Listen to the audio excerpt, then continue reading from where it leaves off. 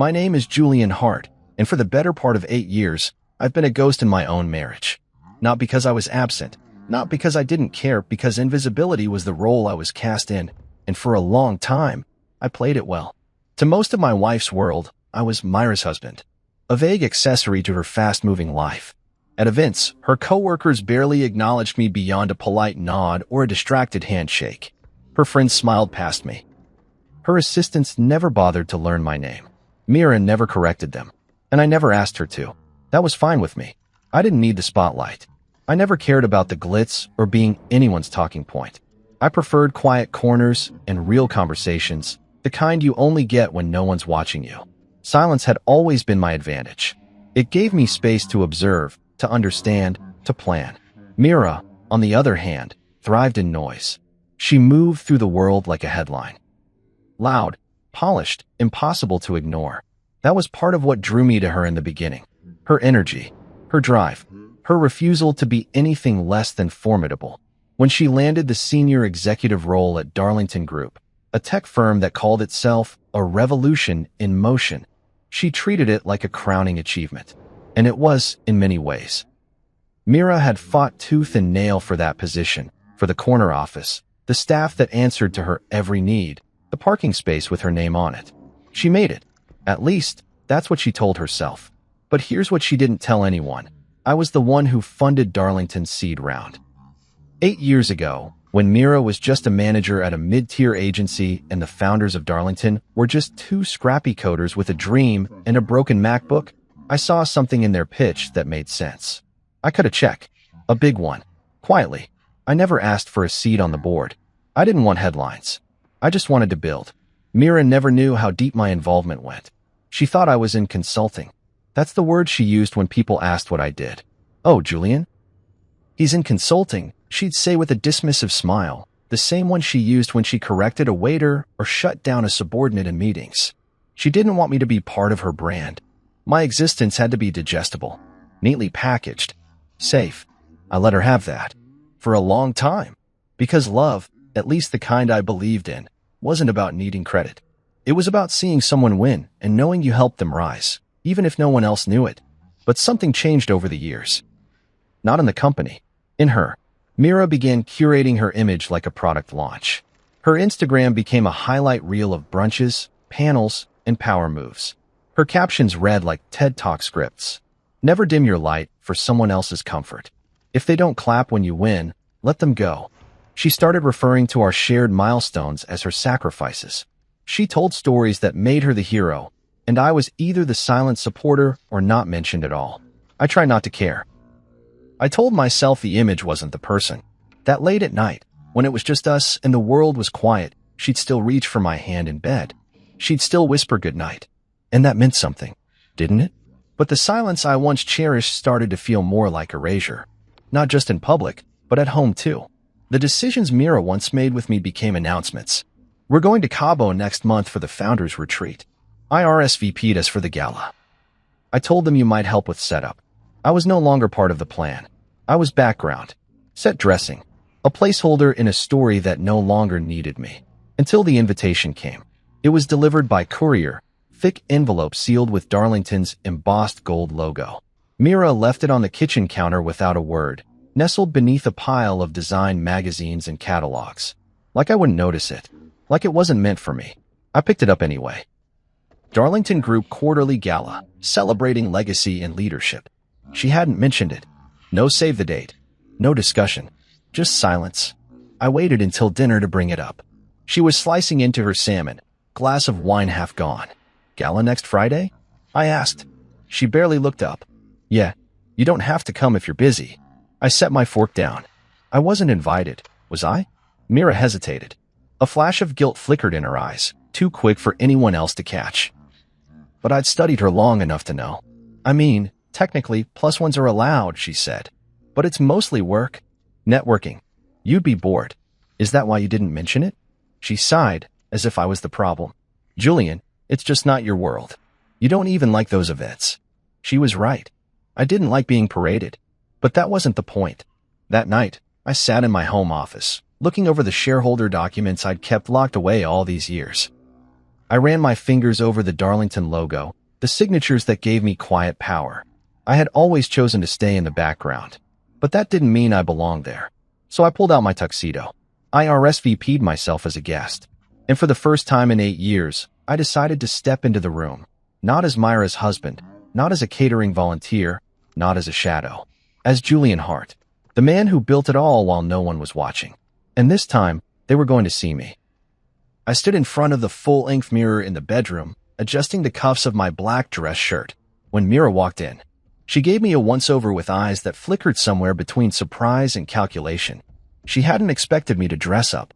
I could tell by the way her gaze lingered, slightly too long, like she was trying to decide whether to say something nice or pivot to criticism. "You're actually coming," she said flatly, like the idea had only just become real to her. I said I was. I replied, reaching for the jacket that matched the deep charcoal slacks I'd laid out earlier. "You never withdrew the +1, so I figured I'd claim my spot." She folded her arms and leaned against the doorframe, her expression unreadable. "Well, don't say I didn't warn you. It's not going to be your kind of crowd." "What kind is that?" I asked, looking her straight in the eye. "The kind that talks in acronyms and IPOs. The kind that works 80-hour weeks and takes conference calls during dinner," she said, her tone now clipped. "You don't need to prove anything." I smiled then, not because of what she said, but because she had no idea that her words confirmed everything I'd suspected. She didn't just want me out of the room. She wanted me out of the picture. And that made me even more certain I needed to show up. The gala was at the Hudson Glasshouse, a venue Mira had always gushed about. She once said if she had known about it earlier, she would have held our wedding there. I remember nodding at the time, sipping my drink, trying not to flinch at the way she erased the place we actually got married, her words, a casual rewrite of history. The venue was all polished chrome and floor-to-ceiling windows. The skyline glimmered behind clusters of sharply dressed professionals. Everyone had perfect posture and expensive cologne. Mira moved through them like she belonged. Air kissing, laughing lightly, her voice a smooth current in the high tide of networking chatter. She didn't introduce me. Not once. At first, I hung back, took in the crowd. I wasn't trying to cause a scene. I wasn't ready to. Not yet. I just wanted to see how deep this theater ran. And Mira? She played her role flawlessly. About 20 minutes in, she looped back to me with a small smirk and said, "Come with me for a sec." I followed her toward a curtained-off hallway. She handed me something folded, dark, and fabric. I opened it. A vest, with the Darlington logo embroidered on the chest. "What's this?" "You said you wanted to come," she said sweetly, brushing non-existent lint off my lapel. "So help out. Just pour drinks or something. At least you'll have something to do." My jaw tensed. I looked down at the vest, then up at her. She wasn't joking. Her smile was tight and smug, like she'd just turned me into an obedient prop in her show. Like she'd found the perfect way to remind me who the night really belonged to. "Seriously? It's either that or sit around awkwardly all night," she said, stepping back and glancing around to make sure no one important saw this moment. "Just blend in." I took the vest, not because I accepted it, but because I knew what was coming, and I wanted to let her believe she was winning just a little longer. I made my way to the bar. The real staff looked at me with some confusion, but I nodded politely and started pouring. Red wine, white wine, a few of the basic cocktails. I knew how to handle a shaker. Years ago, I used to bartend while building my first investment fund. I never forgot the rhythm of it. Ice, pour, stir, smile. Someone spilled a bit of their drink near the corner, and I went over to help mop it. That's when I met Kendra. Myra's work bestie, a sharp-cheeked woman with a voice that could slice through glass. "Oh my God, you're Myra's husband, right?" she said, laughing as I wiped near her shoes. "She said you were in. What was it? Consulting?" "Something like that," I replied, keeping my tone pleasant. "Well, this is adorable," she chuckled, pointing to my vest. "You're really committed to whatever this is." Someone behind her, one of the younger software architects, I think, snorted.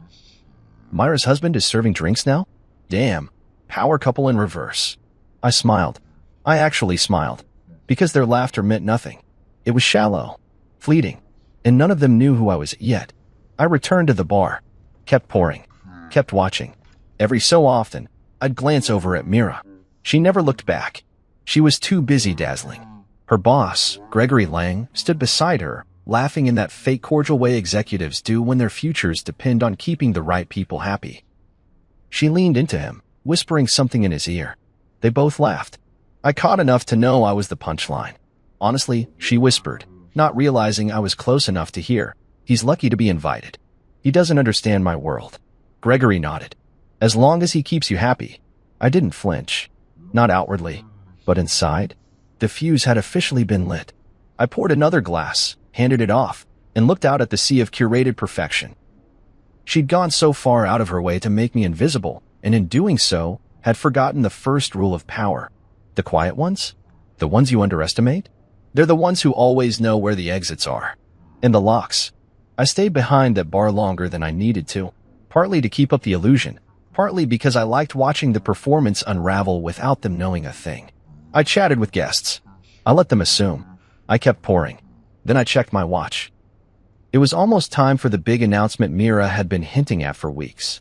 Something about new directions and deep gratitude for their success. And in that moment, I knew exactly how I'd reclaim every inch of space she tried to shrink me out of. I didn't need revenge. I needed revelation. They would all know my name. And not because Mira handed it to them.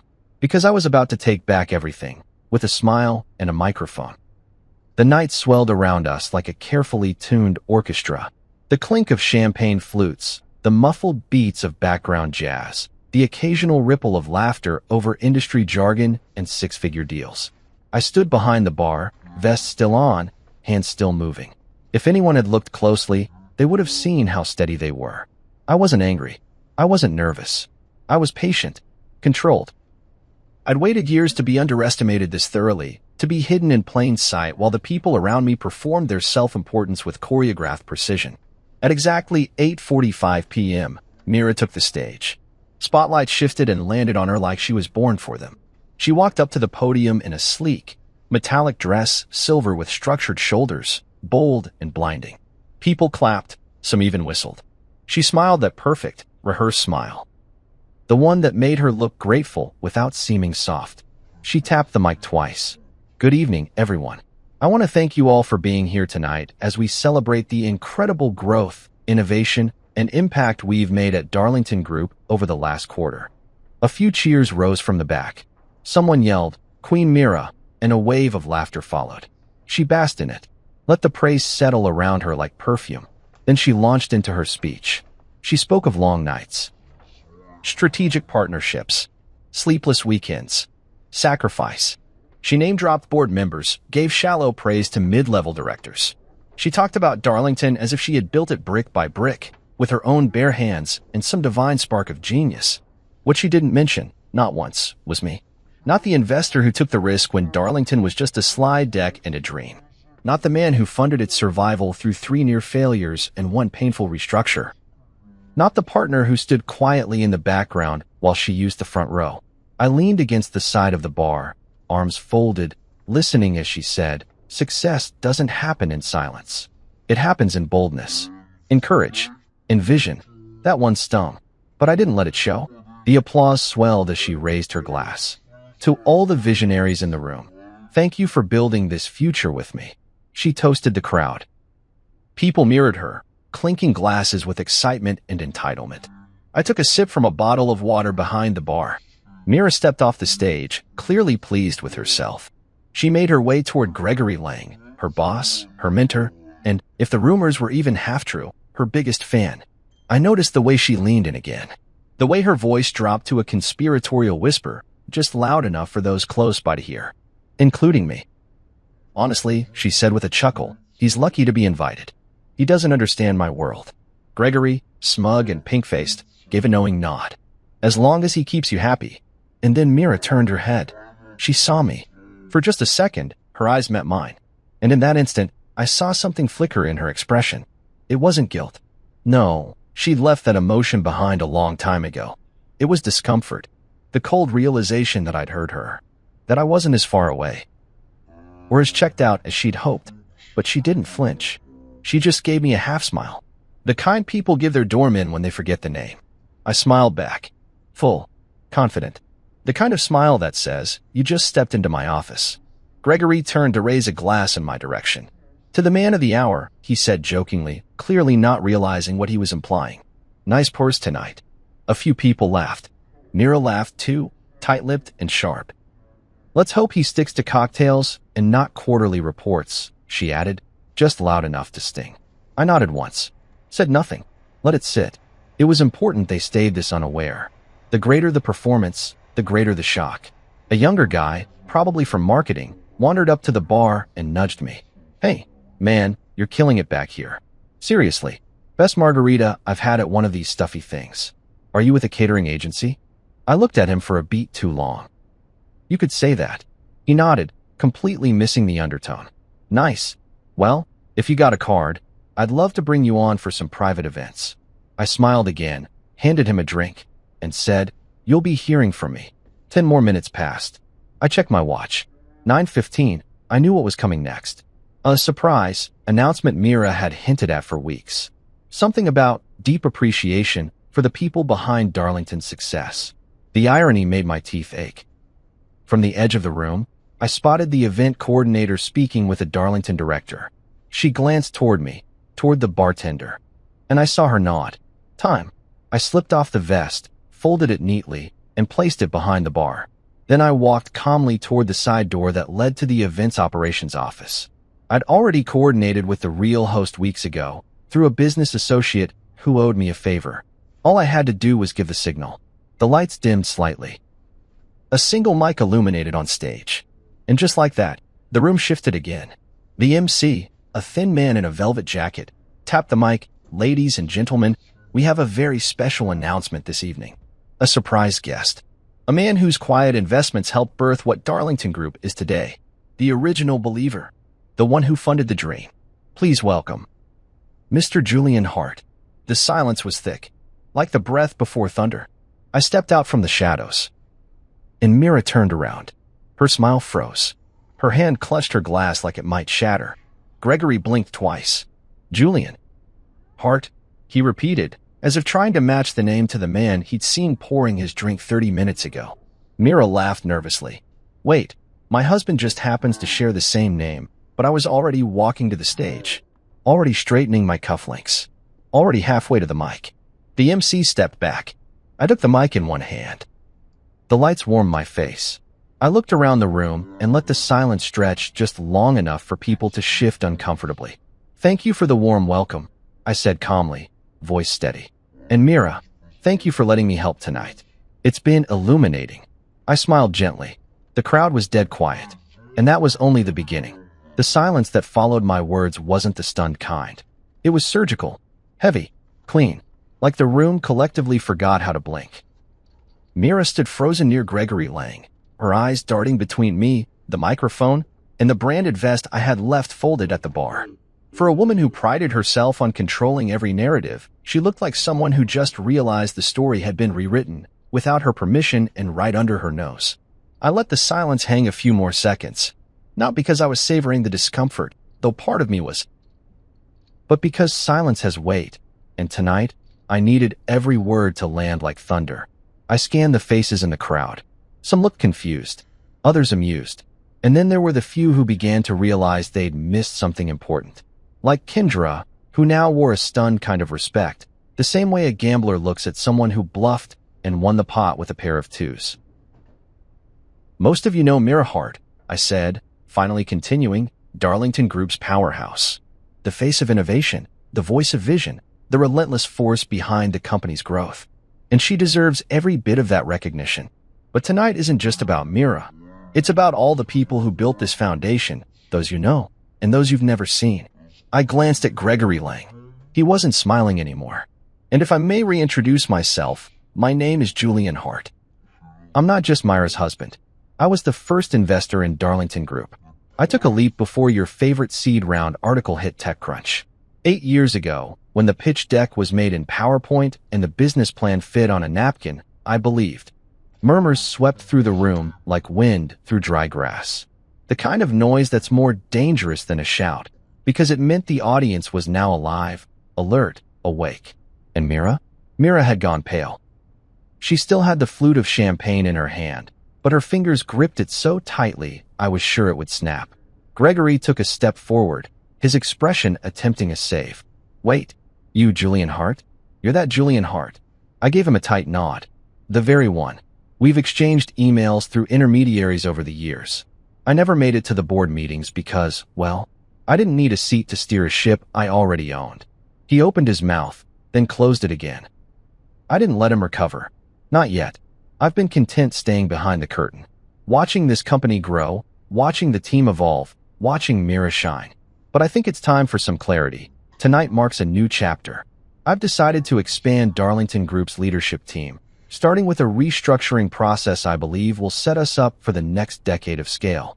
That was the real bomb. The restructuring. The kind of word that makes executives sweat and mid-level managers check their inboxes the next morning with trembling hands. I looked at Mira then, really looked at her. She was no longer performing. She wasn't posing, smiling, or calculating angles. Her eyes met mine, and behind them, I saw fear. Not of me, but of the truth. She had built an entire world pretending I was a footnote, and now she was realizing I had been the author all along. "I'll be releasing a formal memo tomorrow," I said, lowering the mic just slightly. "But tonight, I just wanted to say thank you. To all of you. And to Mira, thank you for letting me help." The last line was deliberate. I even said it the way she'd said it earlier in the evening, when she tossed me that branded vest like it was a towel for the help. I saw a few faces twitch, a few mouths cover poorly concealed grins. As I stepped off the stage, Mira took a step forward, as if to intercept me. But her heel wobbled slightly, she was rattled, and the glass finally slipped from her hand. It shattered on the marble floor. The sound was sharp, sudden, a punctuation mark. Red wine spilled across her designer heels and spread like a stain she couldn't erase. Gasps rippled through the room. "Mira," Kendra called, moving to help her, but Mira didn't move. She just stood there, hands still out, staring at the mess like it spoke louder than I did. Gregory made a show of trying to help too, but his eyes were elsewhere on me. Measuring. Recalculating. "Julian," he said cautiously, "had we known." I cut him off with a simple wave of my hand. "You'll get the memo in the morning." I kept walking. No fanfare. No gloating. Just the quiet certainty of someone who didn't need applause to know they'd won. As I passed the bar, the same young guy who'd asked if I catered private events gave me a stunned nod. "Dude, you really undersold yourself." I shrugged. Just blending in. Behind me, the party struggled to reboot. The music stuttered. Someone tried to restart a toast, but the mood had shifted. The illusion had shattered right alongside Myra's glass. Outside, the air was cooler than I remembered. Crisp. Clean. I unbuttoned the jacket I'd worn under the vest and walked toward my car parked a few blocks down. I didn't need a limo or a chauffeur. I needed distance. Perspective. As I slid into the driver's seat, my phone buzzed. A text from Mira. What the hell was that? I didn't reply. Not because I didn't have words, but because for the first time in a long time, silence wasn't something I had behind. It was a message all its own. There's something fascinating about watching a lie crumble in real time. It doesn't fall all at once like in the movies. No, it buckles at the corners first. Hairline fractures you only notice if you're paying close enough attention, if you've lived in the shadow of the lie long enough to recognize its flaws. That night, Myra's lie cracked wide open the moment that glass slipped from her hand and shattered against the marble floor. The red wine, Merlot, I think he spread slowly across her shoes, her hem, the pristine tile, like a stain blooming in silence. No one rushed to mop it up. No one said a word for what felt like a full minute. Just eyes, all on her, and by extension, on me. I didn't turn back. I didn't gloat or stay to see who would offer her a napkin or awkwardly whisper support into her ear. The moment was over. My message had been delivered, and now the real work would begin. The next morning, I showed up at the Darlington Group offices. Not through the back elevator or a side conference room, but through the front entrance with the name, Julian Hart, already updated on the building's access panel. The security guard gave me a look like he recognized me, but couldn't place me. I smiled and nodded. "Good morning," I said, heading to the 24th floor. It was 8:32 a.m. Mira usually arrived closer to 9 o'clock. I wanted the first 30 minutes. I wanted the quiet before the office figured out who I was. I walked through the open concept space filled with glass partitions and steel accents, passing assistants who greeted me like I was a new vendor or a very overdressed IT guy. In the executive wing, I found her office. Door closed. blinds drawn, her name still engraved on the brushed metal plate outside. Mira Hart, Executive Vice President. I took a breath, tapped the door once with the back of my knuckles, and entered without waiting for permission. She was there, early for once. Still in the same heels from the night before, but with a blazer thrown over a silk blouse. No makeup.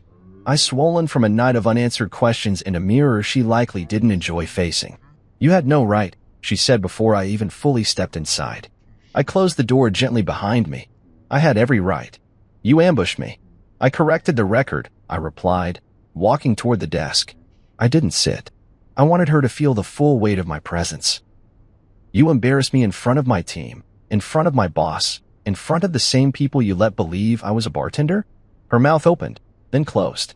She stood, slowly, her hands braced on the edge of the desk like she needed to steady herself. "I didn't mean to. It wasn't supposed to go that far." "No," I said. "It wasn't supposed to go public." Mira turned away, walked to the window like she couldn't handle the way I was looking at her. I used to love watching her when she stood like that, strong back, chin slightly up, like the city was hers to command. But now it looked like someone bracing against the inevitable. This was my job, Julian. My place. You should have let me handle it. "And what exactly were you handling?" I asked quietly. "Your image? Your lie." "It wasn't a lie. He doesn't understand my world?" I quoted. "You said that. To Gregory. To your friends. You told them I was lucky just to be invited." She turned then, slowly. Her eyes filled with something I couldn't quite name shame, maybe. Her fury. Sometimes they look the same on someone who's been exposed. "You made me look weak." "No, Mira," I said calmly. "You made me look weak. For years. And I let you. Because I loved you. Because I wanted to see you win, even if I had to lose quietly." She stepped closer. "So what now? You're going to kick me out? Strip everything away? What? Fire me in front of the company?" I reached into my coat and pulled out a sealed envelope. Set it on the desk. "I'm offering you a role in community outreach. Entry level. A chance to rebuild." Her laugh was bitter. "You're demoting me?" "I'm giving you a choice," I said. "You can walk away, or you can stay and learn what it means to build from the ground up, like I did. Like we all had to." She stared at the envelope like it was radioactive. "This is petty." "No," I replied. "This is balance. You were the face of this company, Mira. Now I need someone to be its heart." She shook her head, stepping back like she couldn't believe any of this was real. "You can't be serious. You start Monday." And with that, I turned and walked out.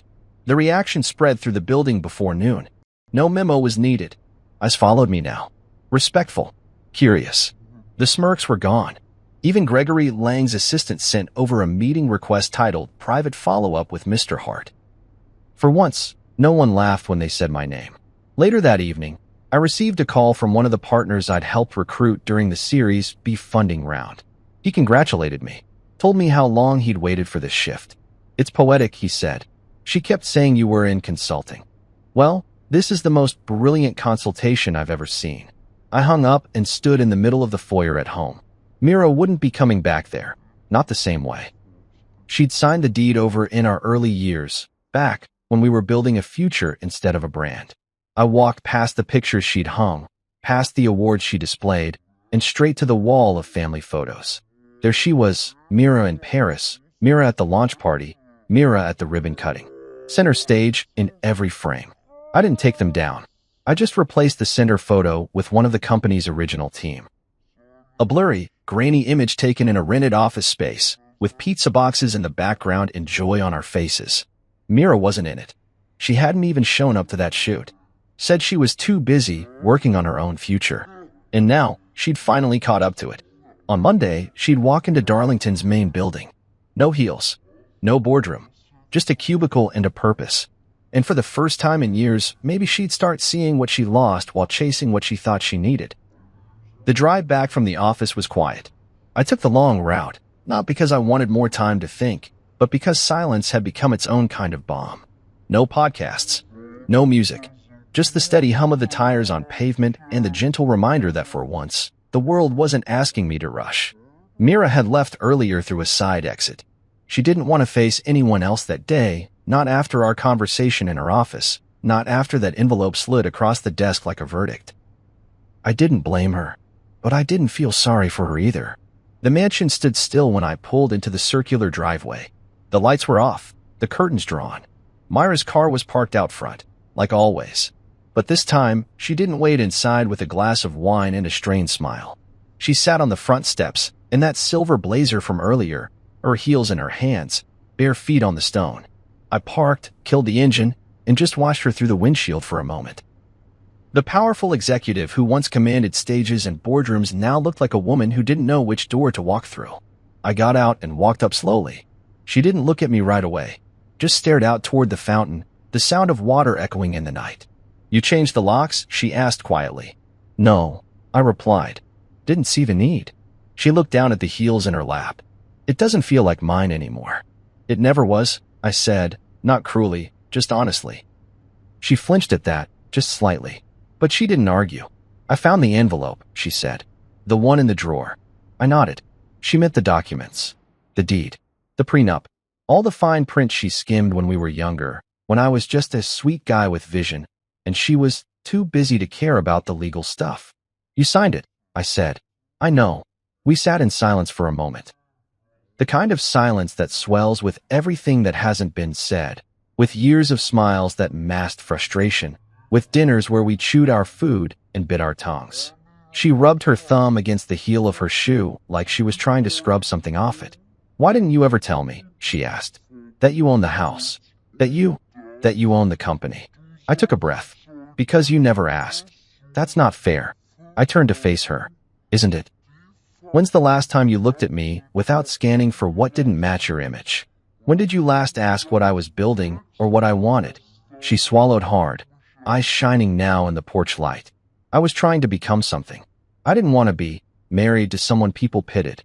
And I didn't want to be married to someone who needed the world more than she needed the truth," I said, standing now. "But we both made our choices." She stood too. "So what now?" "You're kicking me out." "No," I said. "You're free to stay. For now. But not in our bedroom. I'll be in the guest house." She blinked. "You're serious?" I nodded. 30 days. That's what the clause says. That's what you gave me."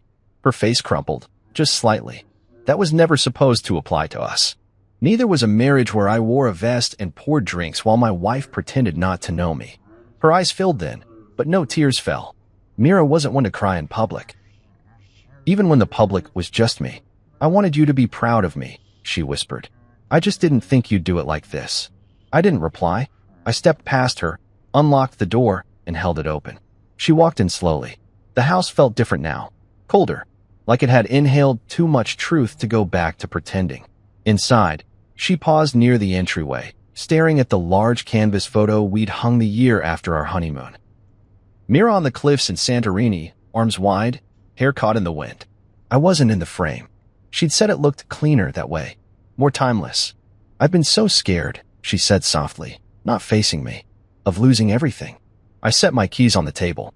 "Then you should have thought about what everything really meant." She turned to me then, raw and stripped down. "No armor, no makeup, no audience. I don't want to be your enemy, Julian. I don't need you to be," I said. "But I also don't need you to be my ghost." She didn't respond, just walked toward the stairs, heels still in hand, her bare feet making soft thuds on the hardwood. I watched her go. That night, I stayed in the guest house. It was quiet, no footsteps above, no echo of her laugh from the kitchen. I laid on the smaller bed and stared at the ceiling, wondering how a home can stay so still while everything inside it breaks. In the morning, she was already gone when I walked back to grab some files. Her coffee mug sat in the sink, lipstick faint on the rim. A small act of normalcy in a house that no longer had any. I looked around the living room. The throw pillows she obsessed over. The curated stack of books on the table. The candles she never lit. And I realized something. This place was never a home. It was a stage. Now, the show was over. And I was the one holding the script. Mira tried charm first. I knew she would. That's the version of her people loved, polished, poised, persuasive. 3 days after I moved into the guest house, she came to the door with a tray of croissants, fresh coffee, and that slight arch to her brow that used to mean something far more intimate than breakfast. She knocked gently, like she wasn't the woman who'd spent years minimizing my presence in her life. "Thought you might want something warm," she said when I opened the door. She wore a soft robe, not the silk one she'd parade around in. but the cotton one, the one she used to wear when she curled up beside me to read. I let her in, sat across from her at the small table. The croissants were from her favorite French bakery. She never used to let me eat pastries without some comment about carbs. Now she was offering me two. We talked, sort of. Small things. How quiet the house had felt lately. How the mail had been building up. I let her fill the space with pleasantries while I waited for the turn. The reason she'd come. I've been thinking, she finally said, maybe we could reevaluate the role you assigned me. There it was. I didn't even blink. Community outreach is a vital role. She smiled tightly. Julian, come on. You know it's entry-level. You think I belong there? I think it's a good place to start, I said calmly. You said you wanted to rebuild. Start here. I said I wanted to fix things with you. Not run the alumni newsletter. You said you wanted respect, I said, pushing the tray slightly away. Respect doesn't come from titles, Mira. It comes from truth. Her mouth hardened, but she stood and nodded, gathering the tray like she hadn't really come for conversation at all. She paused at the door. You think humiliating me makes you strong? No, I said. I think giving you a second chance makes me kind. She didn't come back the next day. Instead, she tried seduction. I came home late from a board dinner and found her in the living room, lights dimmed, wearing the same red dress she wore the night I first told her I loved her. Music played softly. Sam Cooke, one of my favorites. She turned, holding a glass of wine, that practiced smile on her lips. Remember this dress? She asked. I nodded. I remember the woman in it. She moved toward me slowly, hand grazing my arm. She's still here. Just lost her way for a bit. I stepped back, gently. Not cruelly. Mira, you said once that love shouldn't need to be proven. That if someone really sees you, they won't ask for performance. I believe that. Her face faltered. So what now? You're just done with me.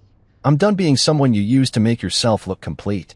Her expression shattered then, and I saw it for the first time, not the anger, not the pride, but the fear underneath. The version of Mira who wasn't composed or in charge. Just the woman who was terrified that all her image-making had left her standing alone in a house filled with mirrors. She didn't say anything else that night, but 2 days later, the rage arrived. It came sharp, unfiltered, and without ceremony.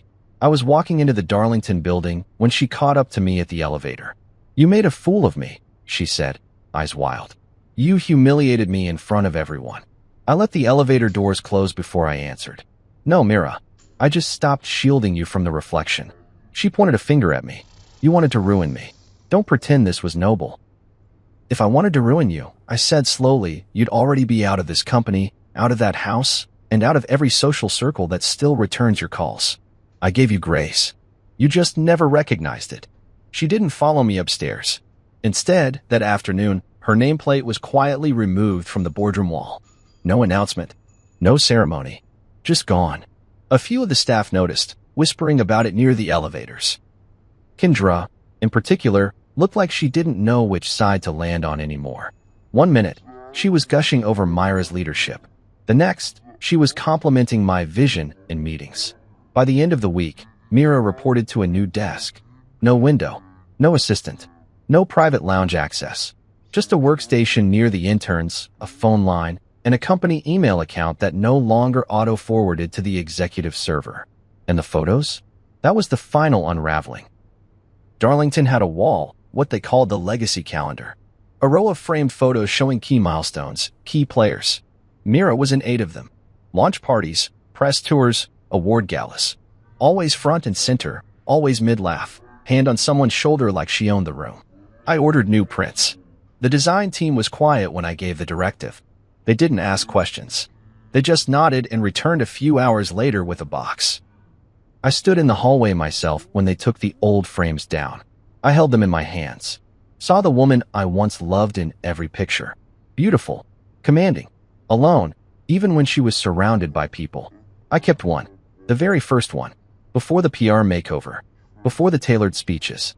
She was smiling genuinely in that photo, head tilted, hair messy, holding a clipboard and laughing at something off camera. I slipped it into a drawer in my office. When Mira walked by the wall later that day, she stopped. She stared at the new calendar, new faces, new moments. Her absence was loud. She turned slowly and caught my eye through the glass door. She didn't cry. She didn't scream. She just nodded once and kept walking. That night, I stood in the hallway of the house as she packed more boxes. She wasn't rushing, just folding dresses she no longer wore and jewelry she hadn't touched since the gala.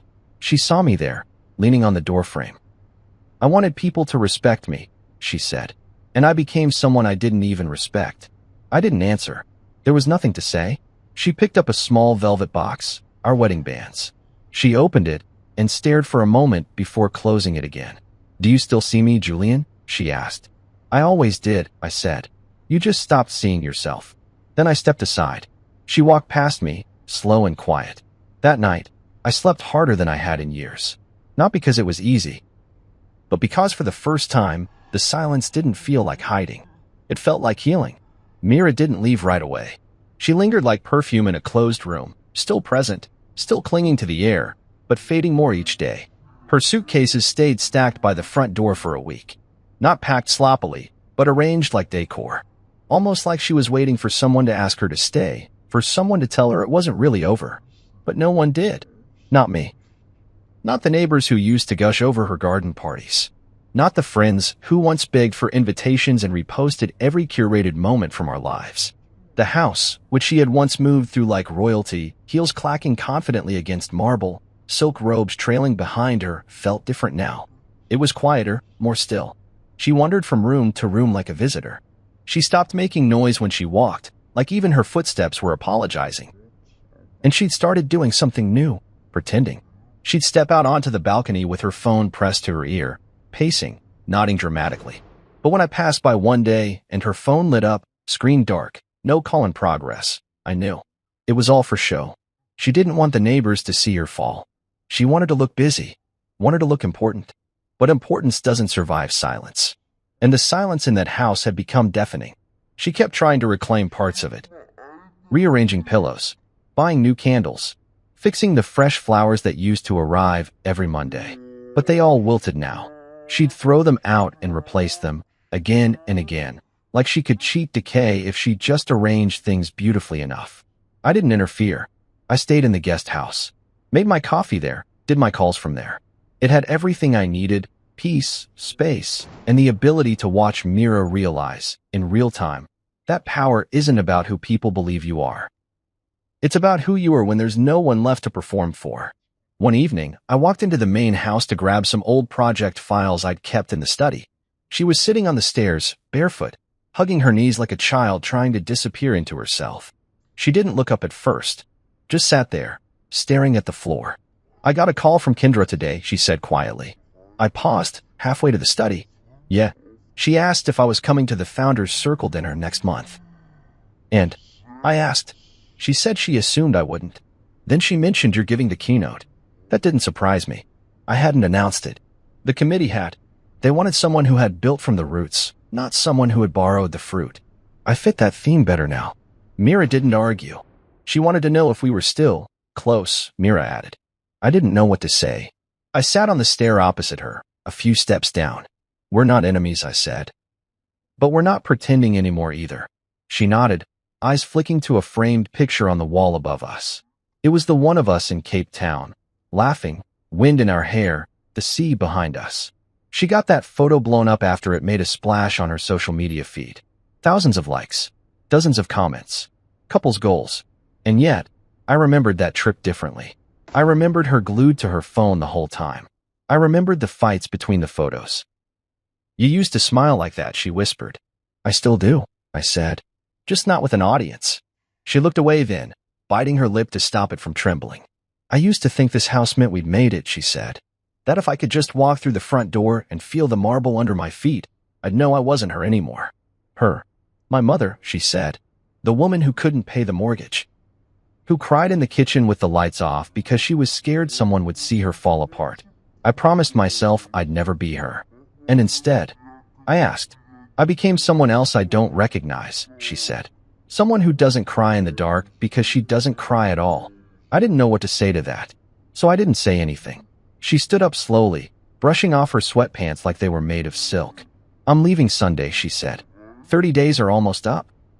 I nodded. She turned to walk away, but paused again. "I won't take anything that isn't mine." That would be the first time, I said before I could stop myself. She didn't flinch, just nodded like she deserved that one, and maybe more. On Saturday, the movers came. Not the expensive ones she used to brag about, the ones with monogrammed uniforms and GPS-tracked crates. Just a simple team with a dented van and gloves that had seen too many stairwells.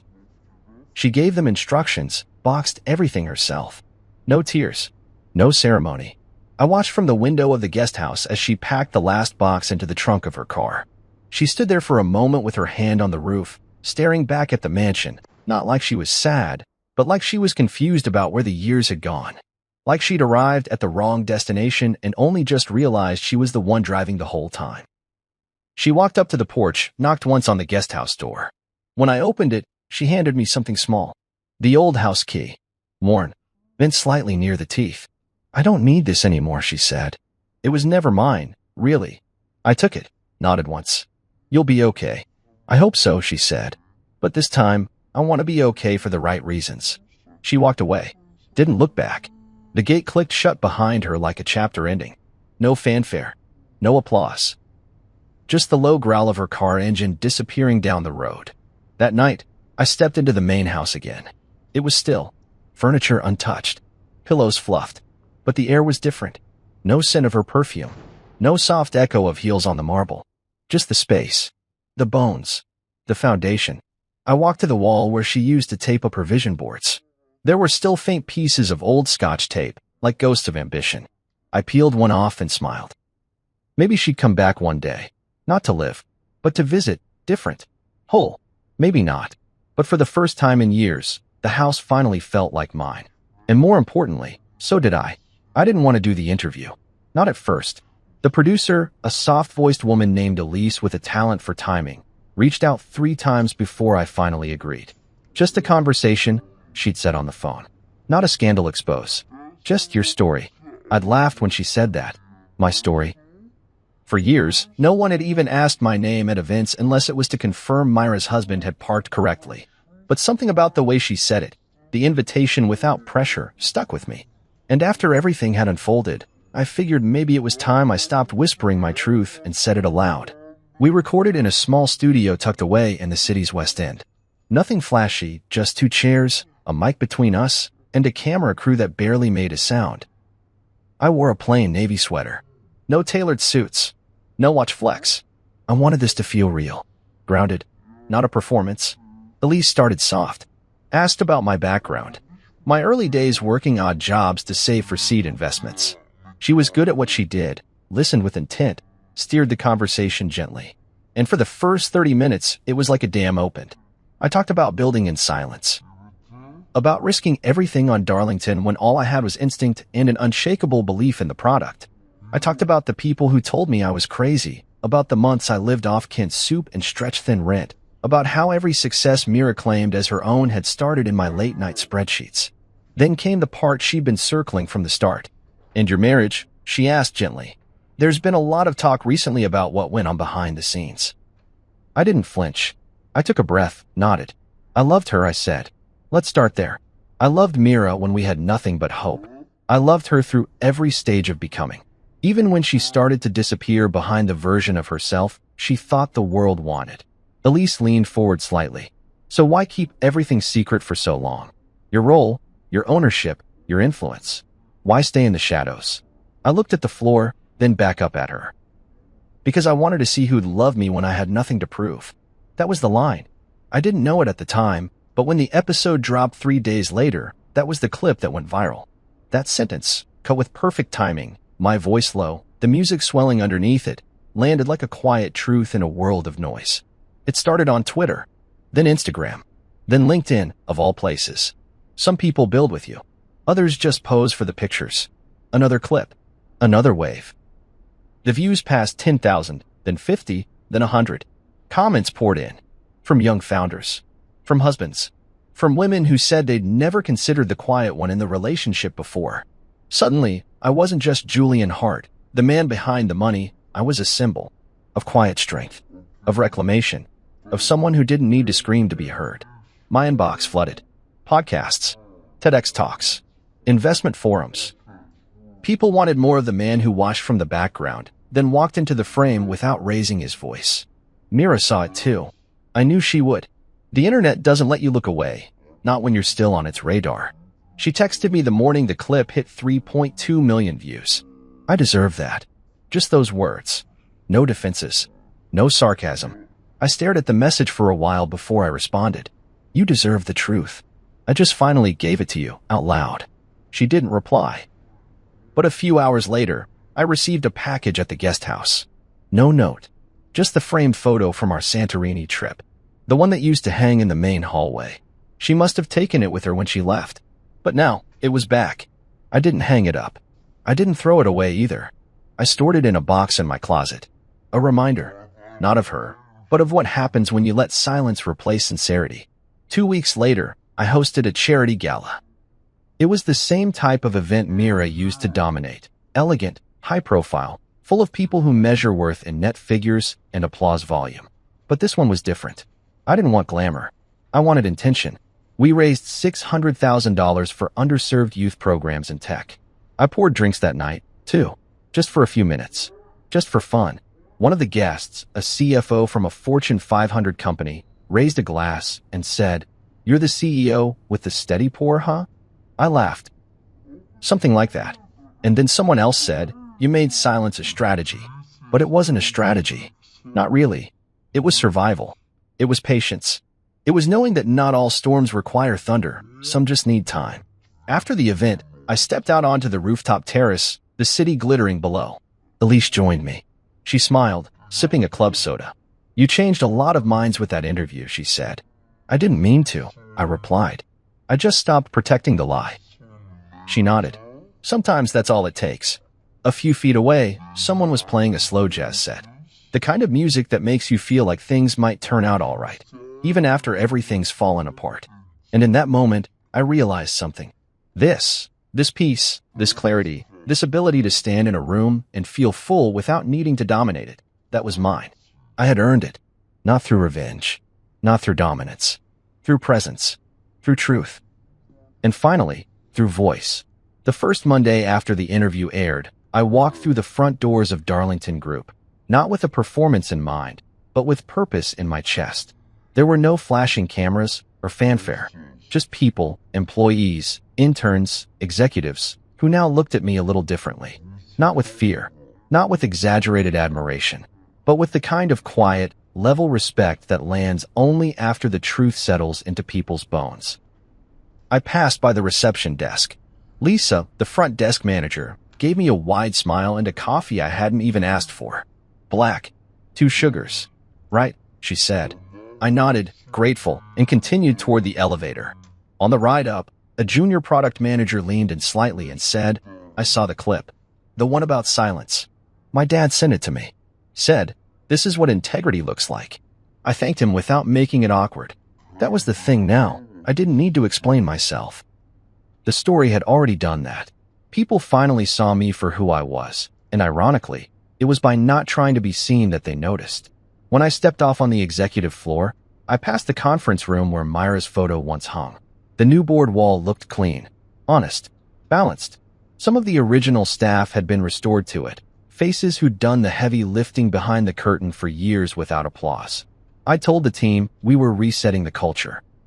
No more crown chasers, I'd said in the last executive meeting. Only builders. I reached my office and settled into the chair behind the glass desk. The skyline draped behind me like a reward. But I didn't feel victorious. I felt present, and that was more valuable than anything else. Later that afternoon, we hosted a mid-quarter town hall in the Central Lounge. There were nearly 200 employees on site that day, with more dialed in remotely. The entire room had a different energy now. Not nervous, not transactional, but open. I walked on stage without a cue, without scripted notes. Just a stool, a mic, and a glass of water. I used to stand in the back of these rooms, I said, not because I was shy, but because I believed the loudest person wasn't always the wisest. I still believe that. But silence, real silence, is only meaningful when it's not hiding truth. They were still, attentive, not because they feared me, but because they understood the weight of what had happened. The kind of transformation that doesn't come from quarterly results, but from accountability. I won't waste your time with fluff, I continued. We're restructuring how we value people here. Titles will mean less. Execution will mean more. Image will matter less. Integrity more. And every department will have a direct line to leadership. Not through filters.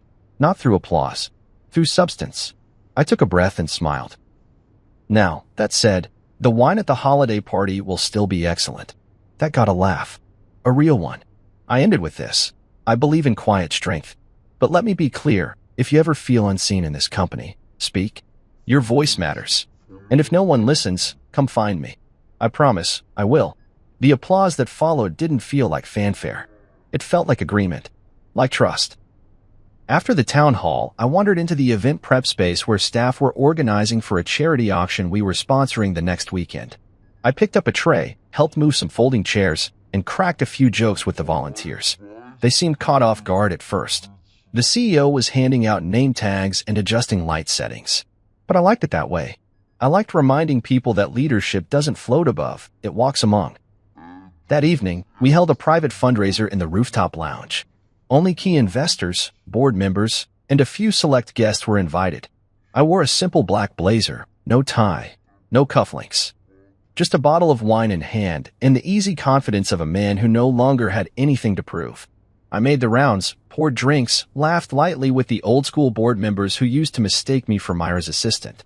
Gregory Lang came up to me midway through, drink in hand, looking unsure whether to smile or stand at attention. "Julian," he said. "That was quite a month." I raised my glass. "Clarity usually is." He chuckled weakly. "I underestimated you." "I know," I said. "That's what made it work." He nodded and walked off. That was enough closure for me. Just before the night ended, I found myself alone at the bar with one of the new scholarship interns, a 19-year-old named Darnell from Brooklyn. He'd been shadowing the product team all month and asked to meet me. "I watched your interview 3 times, he said. "The way you said, some people build with you. Others just pose for the pictures, man, that hit. My mom cried watching it." I smiled at him. That line wasn't meant to hurt anyone. Just to remind myself what kind of man I want to be. He looked down. "I want to be that kind too." "You already are," I told him. "Just keep listening. And don't let silence turn into self-erasure." He nodded slowly, then smiled like he'd been handed something bigger than advice. I stayed after everyone else left. Cleared a few glasses. Tossed napkins. The bartender tried to stop me, said, "Mr. Hart, we've got this." But I shook my head and kept wiping the counter, because I remembered what it felt like to pour for a room that laughed at me. And now, I poured for the memory, not out of revenge, out of return, out of full circle. That night, I walked back into my home, my actual home. The air felt different now, balanced, no tension hiding in the corners. I poured myself a single glass of wine and sat on the back porch, the city lights flickering behind the hedges. I thought about Mira. Not with hate, not even with sadness, just with clarity. We'd written a long chapter together, but I was writing a new one now, and this one was mine from the first word. I wasn't supposed to be home today. In fact, I wasn't supposed to be home for another week. That's why I didn't tell Sophia I was coming back early. I wanted to surprise her, something different from the usual phone calls and video chats we had while I was away. I pictured her reaction, the way her face would light up when she saw me standing at the door. She'd throw her arms around me, maybe even cry a little, telling me how much she missed me. That was the plan. Reality, however, had a way of twisting things in ways you never see coming. The drive home was uneventful. The airport had been a breeze for once. No delays, no lost luggage, no traffic jams. It felt like everything was aligning for my perfect surprise. My suitcase sat on the passenger seat, my phone buzzing occasionally with unread messages. I didn't check them. I wanted to be fully present when I stepped through that door. I imagined how it would feel to sleep in my own bed again, to kiss my wife after weeks of being apart. But as I turned onto our street, something felt off. Cars lined the curb in front of my house, more than usual. At first, I thought maybe Sophia had friends over. That wouldn't have been strange, except for the fact that these weren't familiar cars. Some were sleek, expensive, the kind that stood out in our modest neighborhood. Others had baby-themed decorations tied to their side mirrors, tiny blue and pink ribbons fluttering in the breeze. Then I saw it. The front yard was decorated with balloons, pink and blue, tied to the railing, swaying gently with the wind. A huge banner stretched across the porch, the words hitting me like a punch to the gut. "Welcome, our little miracle." My hands tightened on the steering wheel. My first thought wasn't even suspicion. No, my brain was still trying to make sense of it. Our little miracle? Whose little miracle? The house I had left behind looked different. Not physically. The walls were still the same.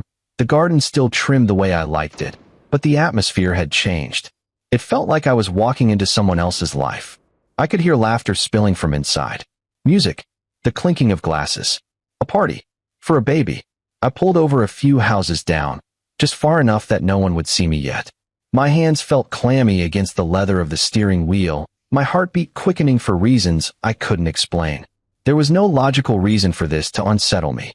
Maybe it was just a neighbor's event, and the banner was visible from our house. Maybe Sophia had planned a surprise for someone else. Maybe. I turned off the engine and stepped out. The air smelled of freshly cut grass and something sweet. Cake, probably. A celebration.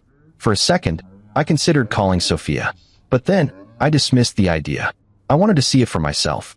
To understand before I let my mind spiral into places it didn't need to go. I walked toward the house slowly, feeling like an intruder in my own life. The closer I got, the more details I noticed. Through the large living room window, I saw people everywhere. Some familiar faces, some I didn't recognize. They were smiling, drinking, celebrating. But the most striking thing was the way everything looked prepared. The decorations weren't last minute. The gifts stacked near the fireplace weren't a casual gesture. This wasn't something that had just come together overnight. This was planned. My stomach twisted. Still, I hesitated. Maybe there was an explanation. Maybe. Then I noticed something else. The front door. It wasn't shut properly. It was slightly ajar, as if welcoming me inside, or daring me to step in. I took a deep breath and crossed the threshold. The moment I stepped in, the noise hit me full force. Laughter, conversations, the soft melody of background music. No one had noticed me yet, and for a brief moment, I wished it could stay that way, because I could already feel it. Something was wrong. Then I saw her. Sophia. She stood in the center of the living room, radiant, glowing. But it wasn't me she was smiling at. It was him. Jonah. My best friend. And his hands, were gently placed on her swollen belly. The belly I didn't know existed. Everything inside me froze. The conversations in the room faded into background noise. My mother, standing near the kitchen, stiffened when she saw me. She knew. That realization hit me harder than anything else. They all knew. Jonah was saying something about the nursery, something about how he had been painting it himself, how he and Sophia had picked out the crib together. I felt like I was drowning. My mind struggled to keep up, to process. There was no explanation that made sense. No version of this reality where I was not the fool. Sophia turned her head slightly, mid-laugh, mid-conversation, mid-whatever this was, and then her gaze met mine. She froze. I saw the exact moment her world came crashing down. The moment she realized the lie had collapsed. Jonah, unaware, kept talking, his hand still resting protectively on her stomach. We picked it out together last week. He was smiling, like he hadn't just driven a knife straight through my chest, like he hadn't just ruined my entire life. I didn't even feel my mother grab my arm. I barely registered the way she tried to steer me toward the door. "We weren't expecting you today," she whispered urgently. As if that changed anything. As if me arriving today instead of next week somehow altered the fact that my best friend was standing in my house with his hands on my wife. I yanked my arm away, my voice dangerously low. "Talk about what?" I asked, my words slow and deliberate. "Talk about how my wife is pregnant with my best friend's child?" The room fell silent. Someone turned off the music. Even the air felt still, as if it was waiting. Sophia's face had gone pale. Jonah's hands finally dropped from her belly, but it was too late. I had already seen it all. This wasn't a misunderstanding. This wasn't a surprise meant for me. This was betrayal. A perfectly orchestrated, long-kept betrayal. And now, everyone was just waiting to see what I would do next. Silence. That was the first thing that filled the room after my words sliced through the celebration like a knife. The laughter stopped. The clinking of glasses halted. Conversations died mid-sentence. All eyes were on me. My mother-in-law, Marissa, who had been rubbing Sophia's stomach just moments before, pulled her hand away as if it had been burned. My father, Gregory, who had been drinking quietly in the corner, wouldn't meet my eyes. And Sophia, my wife, my partner, the woman I had built a life with, stood frozen in place. Her lips parted, but no words came out. Jonah's hands finally dropped from her belly. I saw him stiffen, his body language shifting from relaxed to rigid, like a man who had just been caught red-handed. Because he had been. Sophia was the first to react. "Noah, please," she whispered. I can explain." Explain? She wanted to explain? Like there was an explanation in this world that could make this okay? I clenched my jaw so hard I thought my teeth might crack. My hands were fists at my sides, my breathing heavy, measured, controlled, barely. "Go on," I said, my voice disturbingly calm. "I'd love to hear it." No one spoke. The weight of my words hung in the air, pressing down on every person in that room. Jonah, who had always been quick with his words, always had a smooth answer for everything, stood there like a guilty coward. The man who had once been my closest friend now looked like he wanted the ground to swallow him whole. And my mother? Oh, my mother. She was still trying to do damage control, trying to fix what couldn't be fixed. "Noah, let's step outside," she urged, her voice soft, her grip on my arm tightening. "This isn't the time." I ripped my arm from her grasp. "This isn't the time?" I repeated, my voice rising slightly. "When would have been the right time, Mom? When the baby was born? When my best friend's kid started calling me Uncle Noah?" My father shifted uncomfortably, still not looking at me. He had known, and he had said nothing. I let out a bitter laugh, shaking my head. "You knew, didn't you?" I asked him. His silence was my answer. The rage inside me burned hotter. I turned back to Sophia. She looked like she was on the verge of tears, but I didn't care. She didn't get to cry. Not when I had spent months working overseas, busting my ass, thinking I was building a future for us, while she was doing this. "Tell me, Sophia," I said slowly, enunciating each word. "How long?" She swallowed hard. "Noah, please, it's not what you think. Not what I think." The words made something inside me snap. "So you're telling me my eyes are lying to me?" I asked, gesturing to the very obvious bump in her stomach. "You're telling me that's not his child? That this whole baby shower, the decorations, the gifts, the nursery, everything, isn't exactly what it looks like?" Her lip trembled. "I didn't want you to find out this way," she whispered. I let out a dry, humorless laugh. "Oh, how considerate of you," I said. "How exactly were you planning on telling me, Sophia? After the baby was born? Or were you just going to let me keep believing we were still married while you played house with him?" I turned to Jonah, who still hadn't said a damn word. "What's the matter, Jonah?" I asked, my tone dripping with venom. "Cat got your tongue? You had a lot to say when you were screwing my wife." He flinched. Good. I wanted him to feel that sting. I wanted him to feel even an ounce of what I was feeling. "Noah, it wasn't like that." Jonah finally spoke, his voice tight, defensive. We didn't mean for this to happen." That phrase. "We didn't mean for this to happen." I almost lunged at him right there. Instead, I laughed again. A sharp, cutting laugh. "Didn't mean for it to happen?" I echoed, shaking my head. "So what? You just tripped and fell inside her." A collective gasp sounded around the room. A few people shifted uncomfortably. Some picked up their bags, clearly wanting to leave but too afraid to move. Good. Let them be uncomfortable. Sophia wiped at her face, tears streaming freely now. "Noah, I never wanted to hurt you," she cried. I scoffed. "Yeah? Could have fooled me." Marissa, my mother-in-law, finally stepped in. And of course, she wasn't stepping in for me. "Noah, enough," she snapped. "Sophia doesn't need this stress." Stress. She was worried about Sophia's stress. A sickening wave of nausea rolled over me, the sheer irony of it making my head spin. Her stress. I repeated slowly, turning to face her. Where was this concern when I lost my baby 2 years ago? Marissa's face drained of color. Sophia sucked in a sharp breath. Jonah looked away. They all knew exactly what I was talking about. 2 years ago, I had sat in a hospital waiting room, gripping Sophia's hand while she cried, my heart breaking as we lost our child before we even had the chance to meet them.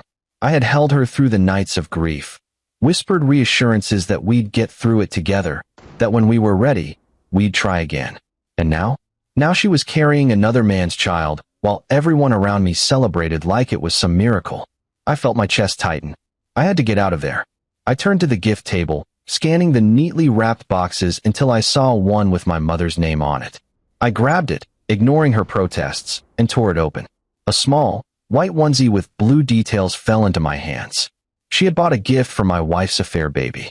My own mother. I felt sick. I turned to her, my voice low. "You got her something nice, Mom," I said. "Did you keep the receipt?" Sophia let out a choked sob. My mother's lip trembled. Jonas stepped forward again. "Noah, please." I dropped the onesie at his feet. "Enough," I said, my voice suddenly cold, emotionless. I looked around the room at all the faces, people I had once trusted, people who had sat in my home, laughed with me, eaten meals with me, all while knowing. I inhaled sharply, forcing myself to stay composed. Then, I turned to Jonah. "You better get a job," I told him, my voice calm. "Because from this moment on, you're on your own." Jonah's face paled. "What do you mean?" I smiled. A slow, satisfied smile. "It means, Jonah, that while I was overseas, I wasn't just working," I said. "I was also consulting a lawyer." Sophia stiffened. Jonah's eyes widened. I let the moment hang before I said the words that sealed his fate. "I have proof of every penny I spent on this house," I said. "On this marriage. On you." Then, without another word, I turned and walked out the door. Let them all sit in their mess. I was done. The night air hit me like a cold slap as I stepped outside. The weight of the discovery was suffocating, pressing down on my chest like a vice. My hands were shaking, and I couldn't tell if it was from rage or shock. Behind me, the celebration had turned into a stunned silence, but I knew it wouldn't last. The whispers would start soon. The justifications. The excuses. But I didn't care. I couldn't care. Not after what I had just seen. I had spent the last year breaking my back overseas, working endless hours, sending every paycheck home. All for this? For my wife to betray me with the one person I trusted most? A bitter laugh escaped my lips. I should have seen the signs. Maybe I did, deep down. Maybe that's why I never told Sophia I was coming home early. Because somewhere inside me, I had suspected. But nothing could have prepared me for this. Before I could take another step toward my car, the front door swung open behind me. "Noah, wait." Sophia's voice. I kept walking.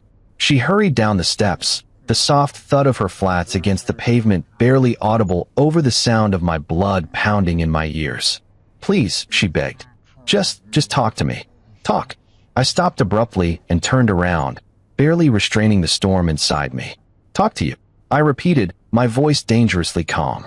"Like how you talked to me while you were screwing Jonah. That kind of talk." She winced, wrapping her arms around her stomach as if shielding herself from my words. Good. Let her feel just a fraction of the pain I was feeling. "Noah, it wasn't like that," she whispered. I let out a sharp, humorless laugh. "Oh, so what was it like, Sophia? Explain it to me.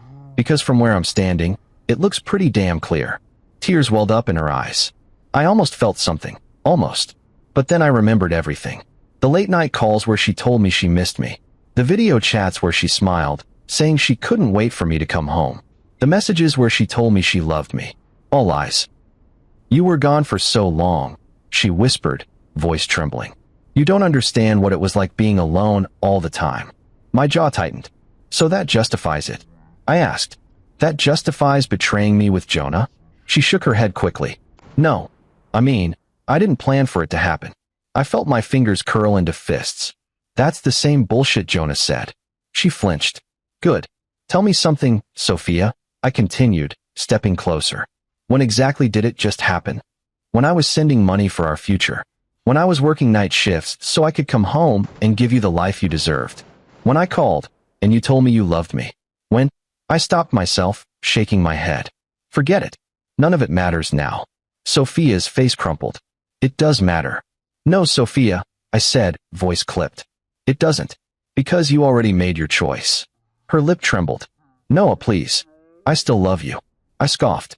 "Love?" I echoed, my voice dripping with disbelief. "Is that what you call this?" I gestured toward the house, the decorations, the celebration she had planned behind my back.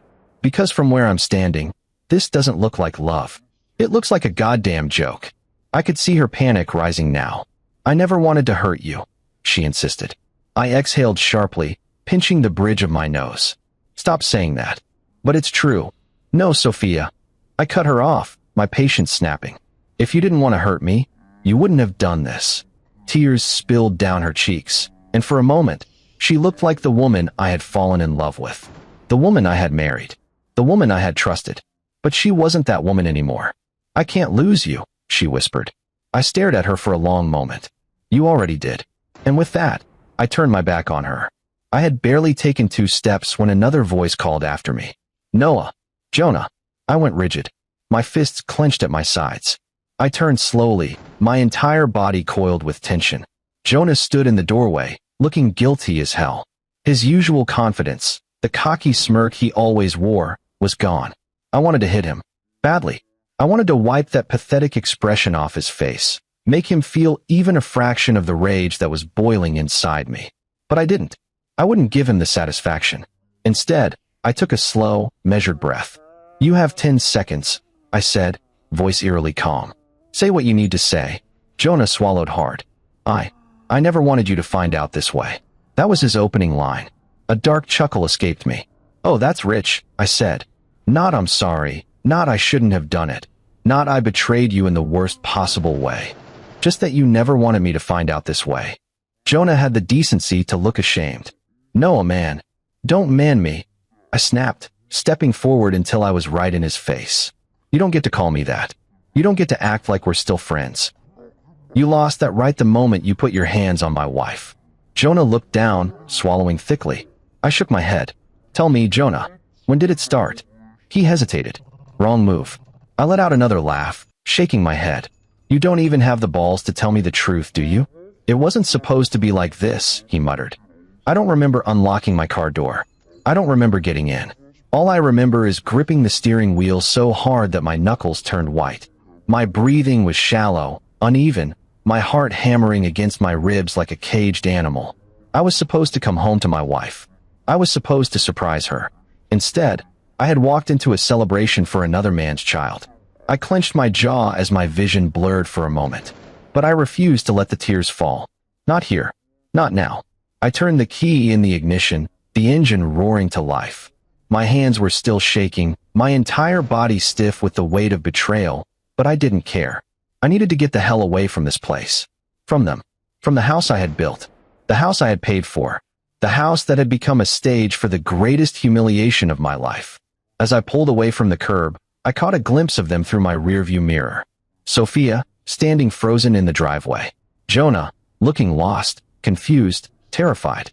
My mother, whispering furiously to my father. Marissa, still holding the banner like some kind of twisted joke. I swallowed the bitter taste in my mouth and floored the gas pedal. I didn't know where I was going. I just knew I couldn't be there. I drove aimlessly, my mind replaying every moment of the past few months. The late-night calls. The "I miss you" messages. The lies. Had she been with him when she texted me those things?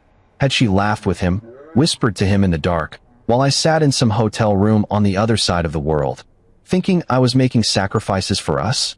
A humorless chuckle escaped me. God, I was a fool. I gritted my teeth, gripping the wheel tighter. The anger in my chest burned like acid, searing through every rational thought I had left. I should have seen it coming.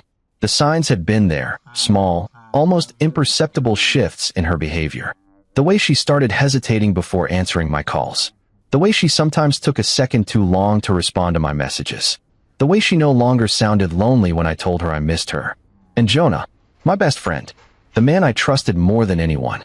I had known him for years. He had been the first person I called when I got the job offer overseas. He had been the one telling me how proud he was, how he'd look after Sophia while I was gone. How stupid could I have been?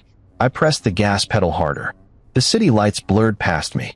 I needed somewhere to think, somewhere to breathe.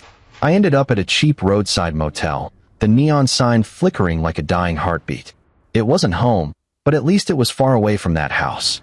The receptionist barely glanced at me as I slid my card across the counter. She handed me the key, and I took the stairs 2 at a time, desperate to be alone.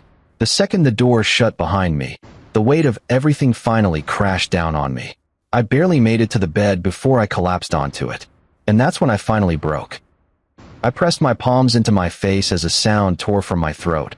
Something raw, something ugly. I wasn't crying. Not in the way most people cry. No. This was different. This was years of sacrifice, trust, and love collapsing in on itself. This was grief, not for a person, but for a life that never really existed. My chest heaved as I lay there, staring at the ceiling, trying to wrap my head around the fact that my marriage was over, that everything I thought I was building was gone, that I had been reduced to nothing more than an afterthought in my own home. I rolled onto my side, my hand clenching into a fist. No, I wouldn't let them have the satisfaction of breaking me. I wouldn't let them win. The next morning, I woke up feeling like I had been hit by a truck. My body ached from tension, my eyes burned from exhaustion, but my mind was clear, and I knew exactly what I had to do. I grabbed my phone and scrolled through my contacts until I found the number. My lawyer. I hit dial. Noah, came the groggy voice on the other end. It's early. What's up? I want to start the process today, I said firmly. There was a pause. The divorce. Property division. Everything.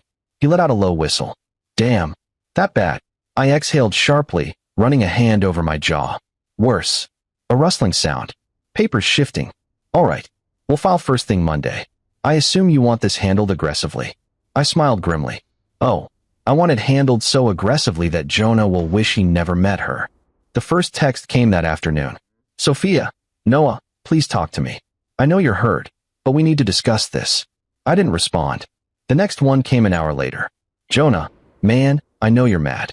I get it. But can we at least have a conversation? I stared at the screen, my fingers hovering over the keyboard. Then I locked my phone and tossed it onto the bed. I wasn't playing their game. Let them squirm. The following day, I had coffee at a small cafe near the motel. The world outside kept turning, as if my life hadn't just been ripped apart. People laughed, couples held hands, parents fed their kids. Life moved on. And I would too. I took a slow sip of my coffee, feeling the beginnings of something foreign creeping into my chest. Relief. For the first time in years, I wasn't obligated to hold everything together. I wasn't breaking my back trying to make someone else happy. I was free. And that thought, it was the first thing that made me truly smile. That night, I finally sent a response. To Jonah. 2 words. Talk to my lawyer. And with that, I turned off my phone. No more explanations. No more chances. No more Noah, please. I had given them everything. And now, I was taking everything back. 5. The legal battle begins. The weight of everything didn't hit me all at once. It came in waves, some small, barely noticeable, others so overwhelming that I could barely breathe. But amidst all of it, one thing remained clear. I was done. The betrayal had already happened. The damage was already done. Now, it was about taking back control. I spent the next morning sitting in my motel room, staring at my phone, waiting for my lawyer to call. At exactly 9 a.m., my phone buzzed. Noah, we're good to go. I leaned back against the headboard, gripping the phone tighter. Walk me through it. We're filing today. The house is in your name, and all financial contributions are documented under you. Jonah has no legal claim to it. I exhaled slowly. And Sophia? She'll have the right to contest, but given the circumstances, it won't hold up. We're filing for an uncontested divorce, and with the financial records we have, she won't be able to touch a dime of your money. If she fights it, we can take it to court, but honestly, she won't win. I let that sink in. My entire marriage, reduced to legal terms and financial evidence. It was ironic, really. I had built everything for us, for a future, and now, the only thing that mattered was how fast I could dismantle it. What about my accounts? I asked. Already in motion. We're securing your assets and freezing joint ones. A bitter smile tugged at my lips. Jonah thought he had won, that he had taken something from me, but he had no idea what was coming. The first signs of panic. The messages started flooding in that afternoon. First, Sophia. Sophia, Noah, I know you're angry, but can we talk? I didn't want this to happen this way. I ignored it. An hour later, another one. Sophia, please, just one conversation. You don't have to do this. Don't have to do this. She was acting as if she hadn't ripped our marriage apart. As if I was the one choosing to end things, rather than reacting to the mess she had created. Then came Jonah. Jonah, man, I messed up. I get it. But let's not go nuclear, all right? We can figure this out. Figure this out? The audacity. He had already figured it out when he decided to betray me. When he stood in my house, at my wife's side, preparing for a child that wasn't mine. I locked my phone. I wasn't playing their game. By the next morning, Sophia must have gotten the first set of documents. Because the next time she texted, it was different. Sophia, you filed for divorce. I didn't answer. Sophia, Noah, please, let's talk before this goes too far. I stared at the message, waiting for the familiar ache, the instinct to fix things. But it never came. Instead, I texted my lawyer. Make sure she understands Jonah gets nothing. His response was almost immediate. Lawyer, trust me, she'll understand soon. I was sitting in a cafe when my phone started ringing. I glanced down. Sophia. For a moment, I considered answering. Maybe there was a part of me that wanted to hear her beg, to hear her try and justify the unjustifiable. Then I hit decline. 10 seconds later, another call. This time, Marissa. I let it ring out. A minute later, a message. Marissa. Noah, I raised my daughter better than this, and I won't justify her actions. But don't you think you're being a little extreme? Extreme. I closed my eyes, shaking my head. That was exactly the problem. They didn't think I was serious. They thought I was just reacting, that eventually, I'd forgive and everything would return to normal. They thought wrong. 2 days later, my lawyer sent me an update. Jonah had been served. That same night, a message popped up. Jonah, man, come on. This is insane. You're freezing me out of the house. I smirked. Yes. He called. I let it go to voicemail. Then, another text. Jonah, where am I supposed to go? I stared at the screen. A dark satisfaction curled inside me. Not my problem. By the end of the week, everything had begun to unravel for them. Sophia wasn't just losing a husband. She was losing financial stability. Jonah wasn't just losing his best friend. He was losing the free ride he'd been enjoying for years. And I was finally taking back everything they thought they could steal. I had spent months thinking I was making sacrifices for my family. I had spent years believing I was building something solid. But I was wrong. Because in the end, I wasn't the one making the sacrifices. I was the one being sacrificed. And now, it was their turn to lose. For the first time in years, I felt something unfamiliar bloom in my chest. Freedom. And I wasn't about to waste it. I knew the moment Jonah's life started to fall apart because the messages stopped being demanding and started sounding desperate. At first, he had tried to reason with me. Tried to talk his way out of this like he always had, thinking I'd eventually calm down and everything would go back to normal. But nothing about this was normal, because I wasn't giving him that option. By the time the reality of the legal situation settled in, Jonah was out of tricks. His first real panic message came late at night. Jonah, Noah, man, can we talk? Please. Just 5 minutes. I didn't reply. He tried again the next day. Jonah, look, I get it. You're angry. You have every right to be. But you're freezing me out of everything. I don't even have a place to stay. I read the message, took a sip of my coffee, and set my phone back down. He had a place to stay. Marissa's couch. It wasn't my problem. Word spread fast. I knew it was only a matter of time before people started realizing that Jonah, who had once strutted around with confidence, always acting like he had life figured out, was suddenly in serious trouble. Some mutual friends tried reaching out to me. Eli, dude, are you sure you want to do this? He's crashing with Sophia's mom. That's got to be humiliating. I smirked. Me good. Eli hesitated before responding. Eli, man, you're really not going to let this go, huh? Let it go? I leaned back in my chair, staring at the message. They acted like this was a petty argument. Like Jonah had borrowed my car without asking instead of destroying my entire life. Me. Would you let it go if your best friend screwed your wife and then threw a baby shower for their kid in your house? He didn't respond after that. Exactly. The moment I cut off access to the house and joint finances, Jonah must have thought he could just figure something out. Except, he never had to figure things out before. Because I was always the responsible one. Jonah was the guy who floated through life, always landing on his feet because someone else, me, usually, was there to catch him. But now, I had pulled the safety net, and he was free falling. My lawyer confirmed that the mortgage had been entirely covered by me, which meant that Jonah had no legal right to the house. And since he had no job, no income, and no real way to contribute financially, he was left scrambling, which led to the next inevitable breakdown. I was grabbing lunch at a cafe near my motel when I felt a presence hover near my table. I looked up. Jonah. He looked rough. His eyes were shadowed with exhaustion, his hair a mess, his usual confident posture replaced with slumped shoulders. He looked like a man who had lost everything. And he had. "Noah," he said, voice lower than I'd ever heard it. "Can I sit?" I sipped my coffee slowly, letting him stew for a second before I gestured at the chair across from me. He sank into it, rubbing his hands together like he was trying to warm them up. He hesitated, swallowing hard. "I know I messed up." I said nothing. He shifted in his seat, uncomfortable with my silence. "Man, you gotta believe me. I never wanted this to happen." I tilted my head slightly. "You mean you never wanted me to find out?" His lips pressed into a thin line. I let out a humorless chuckle. "Tell me something, Jonah. What exactly were you planning? Were you just gonna let me keep paying for everything while you played house with my wife?" His gaze dropped to the table. I leaned in slightly. "You thought I'd be the fool forever, didn't you?" He exhaled sharply. "I didn't think." "No, you didn't." I cut him off. "You didn't think about me. You didn't think about the consequences. You thought you could take everything and not pay the price." His jaw clenched. "Noah, please," he finally said. I don't have anywhere else to go."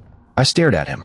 Jonah, the man who had stood in my house, rubbing my wife's stomach while talking about their baby, was now sitting in front of me, begging. For a second, I just watched him. Then I took a slow sip of my coffee, savoring the taste, and set the cup down. "That's not my problem," I said. His eyes snapped up to mine. His panic was real now. "Noah." I cut him off again. "I have nothing left to say to you, Jonah. Whatever sympathy you think I have." I leaned back in my chair. "It doesn't exist." He swallowed hard, desperation flickering across his face. "You don't have to do this." I smiled.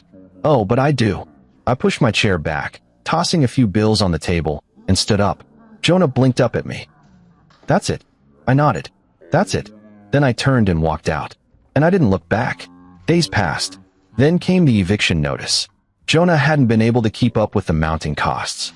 He had no real job, no way to sustain the house without me. And just like that, the place that had been my prison became his downfall. I showed up the day they were forcing him out. Boxes were scattered on the front lawn. Sophia stood to the side, clutching her belly, looking pale and exhausted. And Jonah? Jonah was arguing with the officer handling the eviction. "You don't understand," he snapped. "I live here." The officer shook his head. "Not anymore." Jonah's head whipped around at the sound of my footsteps. The moment he saw me, his expression twisted into pure hatred. "You did this," he snarled. I shrugged. "No, Jonah. You did this." His hands clenched into fists. "You just want to see me suffer, don't you?" I smiled slightly, meeting his gaze. "Yes." He let out a low, frustrated sound, running his hands through his hair. "Where the hell am I supposed to go?" I glanced at Sophia. "Maybe your baby mama has a solution." She flinched. Jonah turned to her, waiting for an answer. She said nothing. Jonah's face crumpled. Even she wasn't going to save him. The officer stepped forward. "You need to leave the property now." Jonah turned back to me, his expression shifting from rage to something I hadn't seen before. Fear. "Noah," he tried again, voice quieter now. "Man, please." I didn't say a word. I just watched as the reality set in. Jonah, the man who had stolen everything from me, was now left with nothing. And it was his turn to walk away. He grabbed a box, his shoulders slumped, and started down the street. And for the first time since this all began, I finally felt free. Jonah didn't bounce back.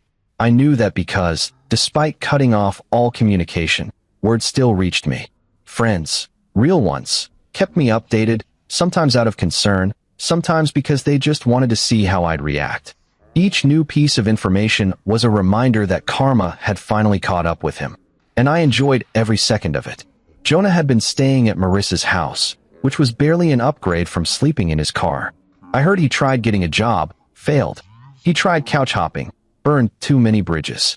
Even people who had once liked him, who had supported him, started pulling away. Why? Because no one respects a man who destroys his best friend's life and still ends up with nothing. It was poetic justice, really. Sophia wasn't faring much better. Without me, she had to rely entirely on Jonah, who had already proven himself to be useless. It didn't take long before cracks started forming. Because what happens when you take away the comfort, the stability, the security? People show their true colors. And Sophia? She finally saw Jonah for what he really was. A leech. Which is why, a few months later, I got a text from an unknown number.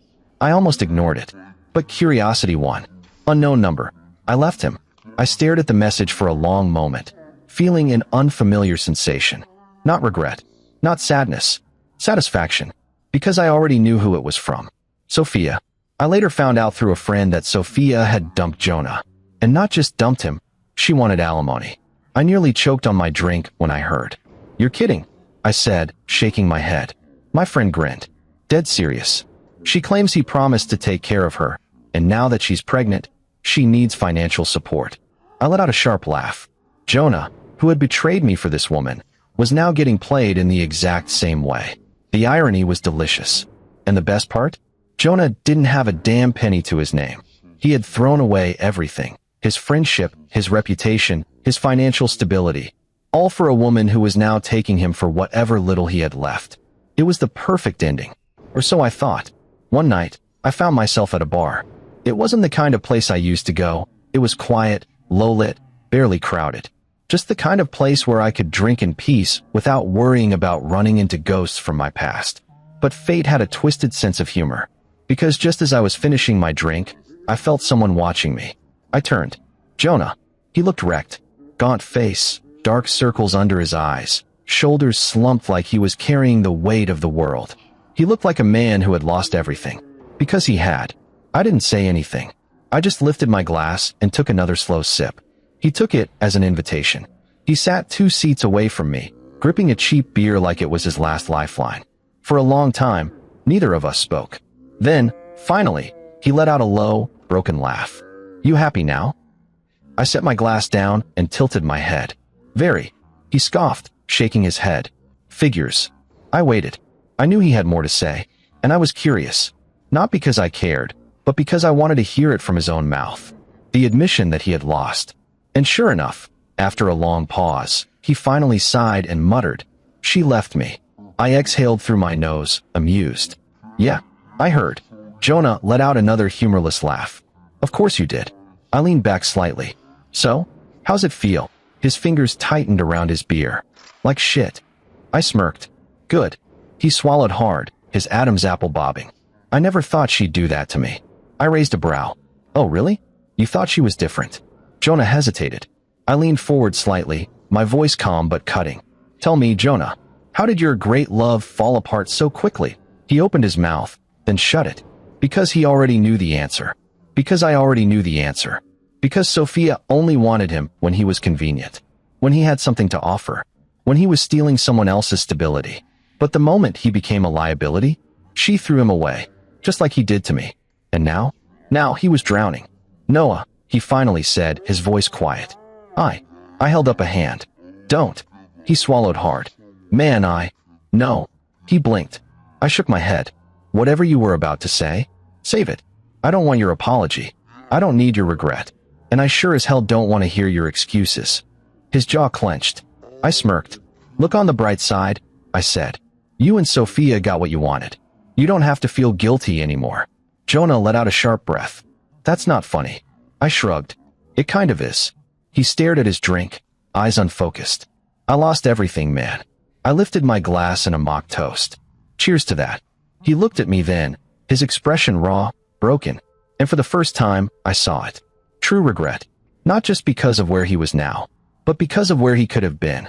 Because if he hadn't thrown it all away, if he hadn't betrayed me, his life would still be comfortable. But he had made his choice. And now? Now, he had to live with it.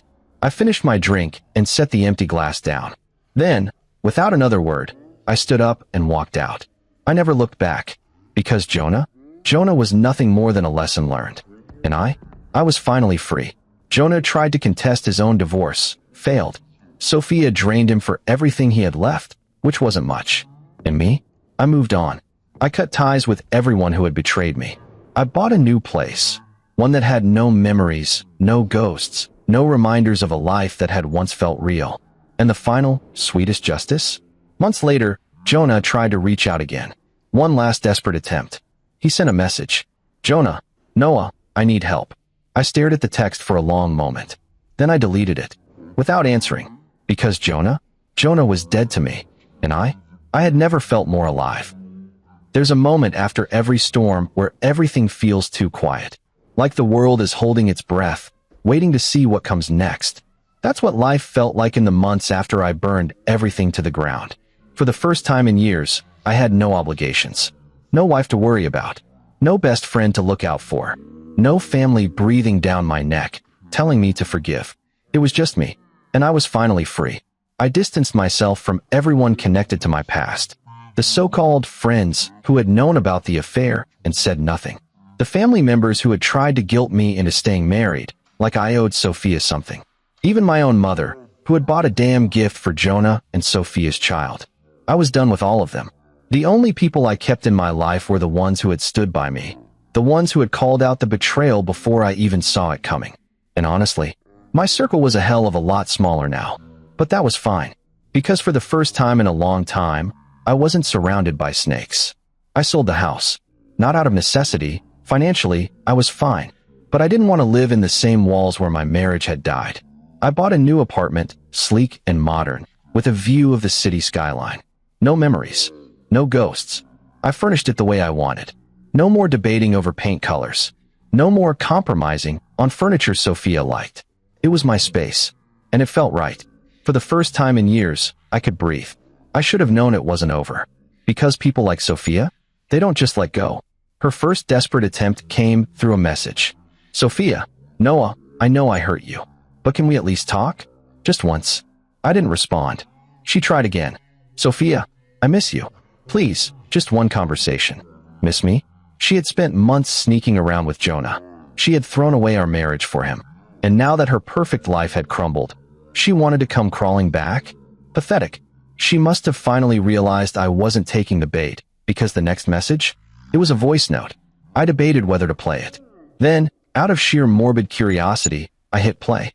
Her voice came through, shaky and tired. Noah, I know you hate me, and I deserve that. But I need you to know that I never stopped loving you. What happened with Jonah, it wasn't supposed to be that way. I don't know what I was thinking. I was lonely, and I made a mistake. I ruined everything, and I regret it every day. I just need you to know that. I let the message finish. Then I deleted it. I wasn't her backup plan. She had made her choice. And now, she had to live with it. I should have expected Jonah to reach out again. Men like him, they never truly learn. The message came late at night. Jonah, Noah, I need help. That was it. No fake apologies. No excuses. Just desperation. I didn't respond. The next night, another one. Jonah, man, I've got nothing left. I don't know what to do. I stared at the message, tapping my fingers against the counter. For a moment, just a second, I imagined what he must look like now. Probably living off whatever scraps he could find. Probably realizing that life, without me covering for him, was a nightmare. And honestly, good. I had spent years being the safety net for both him and Sophia. Now, they could figure it out themselves. I deleted the message. Without responding. Jonah was dead to me. It wasn't enough that Jonah was ruined. It wasn't enough that Sophia had lost everything. No, the final nail in the coffin came when Jonah tried to appeal the divorce ruling. The idiot actually went to court trying to get money out of Sophia. And the judge? The judge laughed in his face. He walked out of that courtroom with nothing. No money. No house. No reputation. Just regret. And for the first time in months, I slept like a baby. Months later, I was sitting in a cafe, sipping my coffee, when I saw them. Sophia and Jonah. Not together. They weren't a couple anymore. But they were both broken. Jonah was thinner than before, looking exhausted, drained, aged. Like life had kicked him down, and he had stayed there. Sophia? She was pushing a stroller, looking miserable. And me? I was fine. I finished my coffee, left a tip, and walked past them. For a brief moment, Sophia's eyes met mine. And in them, I saw everything. Regret. Shame. A silent plea for something. Anything. I held her gaze for a second. Then, slowly, deliberately, I smirked. And kept walking. Jonah and Sophia became irrelevant. People stopped talking about them. The scandal faded. But me? I thrived. I traveled. I met new people. I lived. And best of all, I never wasted another second on traitors. Because in the end, justice had been served. And I was finally, completely free.